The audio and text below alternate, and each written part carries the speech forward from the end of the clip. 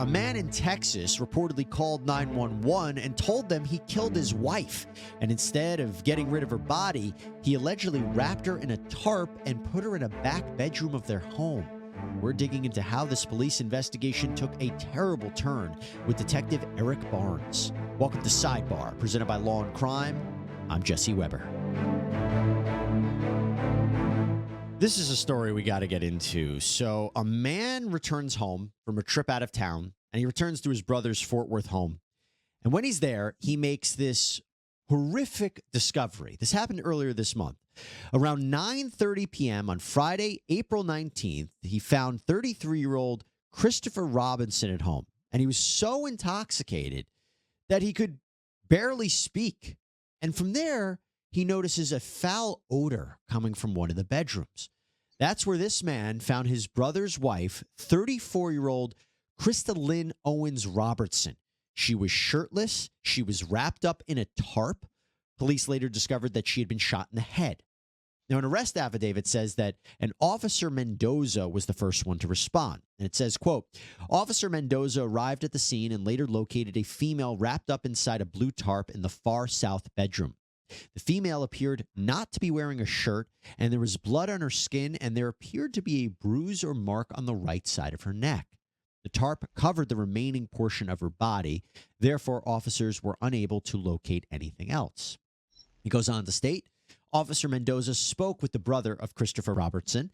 He stated that Eric and Kristlynne are married and that he had been gone for several days. When he returned today, he observed Christopher extremely intoxicated inside the house. He then saw Christopher walk into his bedroom, at which time the brother smelled a strong foul odor. The brother observed Christopher trip over something in his bedroom, and he looked inside and saw Kristlynne wrapped inside a tarp. The brother was able to remove Christopher from the house, call for police and medical assistance. And then this one's interesting. The brother also removed a black handgun from the desk inside of Christopher's room and placed it inside his room for safekeeping.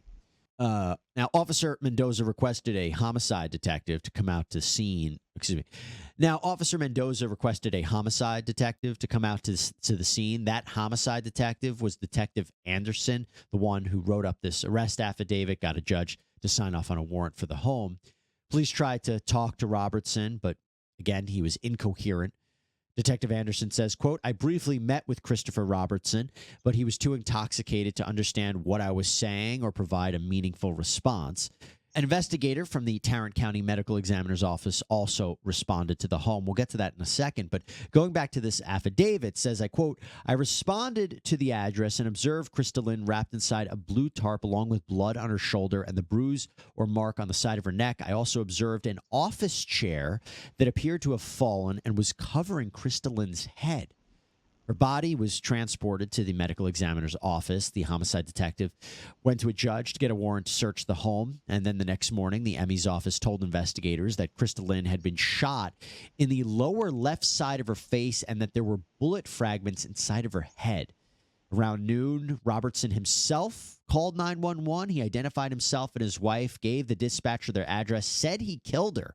He reportedly said to the dispatcher, my father-in-law is going to kill me. I actually killed his daughter. I killed his daughter. The affidavit states, quote, on the 21st day of April 2024, Detective Sullivan and I went to the address and met with Christopher Robertson. Christopher Robertson admitted to shooting his wife one time and stated that he wanted to go to jail. Christopher Robertson also handed us a gun that he had on his person and stated that it was the gun that he used to shoot his wife. Now, that's interesting because if the brother already gave the police a gun, is this a second gun? Right now, Robertson, currently in custody, his bail set at $100,000. He's faced with a murder charge. Now, we did a little bit of digging into Robertson's background. It appears he served in the military, even attended a military linguist school, but it's unclear the circumstances under which he left the Army. And then in December of 2016, Robertson was arrested for terroristic threats of a family or household member. He spent a little more than a year in jail. He was paroled in 2019. Exact circumstances surrounding that arrest are currently unknown. But the victim's family says that Kristlynne was a mother to 5 children. She enjoyed crafts like crocheting. In fact, she had a separate Facebook page to show off her creations called Mommy's Crochet Corner. She often posted about her life there, too. In a post from August 2023, Kristlynne shared photos of herself and the soon-to-be suspect, saying, "This man has been my bestie and has been a great love of my life. We've been lucky to have one another after we've gone through life's ups and downs and finally came together." Post continues, "I've been very lucky to have someone who knows me for me. The challenges I've gone through, I have someone who'll be there for the gray hair and wrinkles. Here's to hopefully 30 more years of fun." Well, with that, let me bring back on to Sidebar Detective Eric Barnes. Detective, thank you so much for coming on. Really sad case, particularly that last part when you think about what she was hoping for in her life and what impact she had on her family and the community. What are your overall thoughts on this? It's just the only way I can describe it is a tragedy. The fact that she lost her life is bad enough, but it's almost like a double victimization for the family for her to lose her life at the hands of someone they trusted to be a part of their family. And it's just a tough story. It seems kind of open and shut a little bit, but not really. There's still, I have a ton of questions. If you're a detective in this case, what are you doing now? At this point in the investigation, what you're really trying to do is make sure all the facts in the investigation line up. You don't want to get ahead of yourself and just be in a rush to kind of judge and put together the pieces of the puzzle too fast. I think that often in these type of investigations, it seems open and shut, but the most important thing that you want to be able to answer is why this happened. So just taking a step back, even though he admitted to it, don't they still have to run ballistics and they have to run fingerprints and forensics to make sure he is actually the shooter? Because we've covered cases before where someone claims that they're responsible for a crime or think they're responsible for a crime, but they're really not. So you can't just take his word for it, right? That's correct. And the fact that he was intoxicated at the time that they made contact with him also can play a factor into that. Maybe he was delusional at the time he gave a statement to police. So you just have to make sure that all your dots connect. Wow, what a frightening case to talk about. And yes, we focus on a lot of crimes here on Sidebar, but I don't want you to be fooled. Some of the most troubling cases can also just be personal injury cases, really sad, distressing events in people's lives. And if that should happen, having the right lawyer who can help protect your legal rights and fight for compensation that you may be entitled to, that's key. That's why I want to talk to you about our incredible sponsor and partner here on Sidebar, Morgan & Morgan, America's largest injury law firm. They are so client-focused. They want to make the process as easy as possible for their clients because it can all be done from your smartphone. The days of in-person meetings or mailing documents back and forth, that's no more. No, submitting your claim, uploading materials, talking to your legal team, it can all be done on your smartphone with Morgan & Morgan. And Morgan & Morgan is the biggest for a reason. They win a lot. That means taking on big insurance companies that sometimes lowball offers in these cases. Morgan & Morgan will go to trial if it's necessary. In fact, they've secured multi-million-dollar verdicts all across the country, including a relatively recent verdict of $26 million in Philadelphia. In fact, as of today, they have recovered $20 billion in total for clients over the years. Oh, by the way, there's no upfront fee. No, you only pay them if you win. Again, they put clients first. So if you're injured, you can start by easily submitting a claim at forthepeople.com/LC sidebar or by dialing pound law. That's pound 529 on your phone. If he's also intoxicated and let's say he assumed that he did shoot her, how does that affect his liability? How does that affect his case?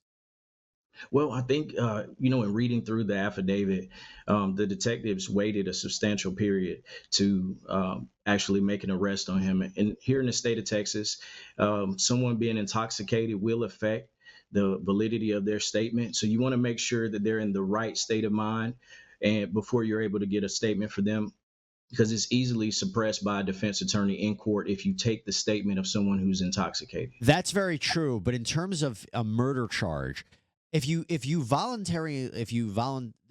there's a defense to murder for voluntary intoxication. Otherwise, people would get drunk and commit murders and they'd get off. But is there something to be said that if you are intoxicated, it lowers your, does it lower it to a manslaughter charge at any point? Does it, because it does affect someone's ability to understand the circumstances of what's happening. By the way, again, assuming that he was intoxicated when the shooting happened, he could have shot her and then got drunk, right? We don't still know the timing of when this happened, but in your experience, has someone being drunk or intoxicated affected a murder charge? I think intoxication and manslaughter will come into play more when operating motor vehicles. But when you use firearms, firearms have one intent. That's to seriously injure someone or to cause death. Yeah. It's such a crazy scene to respond to and a really gruesome scene to respond to. I know this might be difficult, but just if you can give our audience an understanding, what is it like for officers to respond to scenes like this? You know, when you respond to these types of crime scenes, it's a you're walking into someone's home, which is a very intimate setting, and you don't know what you're going to walk into. Your adrenaline's pumping, and the first thing that you're looking for is a threat. Once you make sure that there's no threat present, the human part kicks in, and you see someone that has been murdered. It actually, the human part of a police officer kicks back in because that person has family, and you automatically start to empathize with the victim. Yeah, it's kind of surreal. I just curious. Do you ever get numb to it? I sometimes wonder that. I cover these cases all the time. I wonder if I get numb to some of the things that I'm reading and hearing about. But I do always wonder if officers do they become numb to seeing a dead body or seeing someone brutalized or killed? I think after you go to a certain number of crime scenes and it becomes your job, you you can view crime scenes as work. Yeah. Like this is a task to complete. But I think it always ties in for me whenever I meet with the family. That part just ties in the emotional loss, the grief. That really hits home, and it also helps kind of push you to do your job. It's such a loss of such a young life, a special life here. Again, just reading about her sounded like an incredible person and affected a lot of people. I want to ask you about the two guns. Did you find that odd? So, again, based on the accounting, the brother had supplied law enforcement with a weapon. This, I think it was a Sig Sauer. But then the suspect said, "Here's the gun that I used to kill." Strange. Well, maybe in other states, but in Texas, they have multiple firearms within a residence is a pretty common thing. And I think that, the brother having his wits about himself in the midst of a horrible situation did the right thing by securing that firearm, but only the suspect will know which firearm was used, to commit this murder. I want to go back to the body, though, too. The state in which she was found, as I mentioned, partially dressed, partially covered, the injuries, the blood, the neck. What does that all tell you? My first thoughts when reading over the affidavit was, it's not uncommon whenever you see an emotional tie between suspect and victim for you to find a victim at a crime scene that is covered up or wrapped up in some way. Um, it's been my experience that suspects will want to try to, the emotional loss. They also deal with that too in a moment where they just kind of try to realize what it is that they've done and come to terms with it. So the last thing they want to do is, stare at the body of the victim. So they will kind of cover them up at times. And I think that the fact that she had no shirt on could be linked to him moving the body around, trying Oh, to move the body into an area where she's easily, concealed in case someone did come to the house. I thought it could have been, again, I have no idea. I'm purely speculating. But I always think it's interesting in that sense when the shooting happened. And I wonder if they were in the middle of some sort of argument or she was in the bathroom getting ready. Because I would imagine the state of someone's undress would tell you something about the timing or the circumstances surrounding a shooting like this as well. Am I totally off? No, that's a very possible theory, and those are the things that a detective is going to have to iron out once he's able to sit down with the sober suspect. And probably match his story of what happened. We don't know what the story is, right? It could have he may say, "Oh, I was acting in self defense. Oh, we got into an argument." But again, they would have to match that up to the ballistics and where the shooting happened in the home, and where all this happened and where the fight happened. But again, we don't know the circumstances of this. We don't know what he's going to say. The fact that he seemingly confessed, though, I don't see much wiggle room for him to go. If he were to say this was an argument that turned bad, could this be a manslaughter type of case? Do you see that in kind of these domestic violence incidents? Well, the first thing I thought about when multiple firearms were in the affidavit was the possible self-defense claim that with multiple firearms being out and available in the residence, and if there was some type of disturbance or argument or even threats being made, that could possibly set him up for uh, a possible self-defense argument. But I think that on this occasion, when you look at the specific facts that he was found at the residence, his brother came in and was able to find that he made an attempt to hide the body. If it's a self-defense claim, you don't make efforts to hide, Yeah. the murder. Again, I have no idea if that's what he's going to argue, what his defense would be, if he will choose to defend this. I'm just trying to make sense of it in one way or another. And I just want to end on this. The timing of it, right? I mentioned that you get this call, it seems late at night on April 19th, but it's not until the next day when the warrant is issued, and the next day when I believe they get that 911 phone call from Robertson. Does that timeline seem odd to you?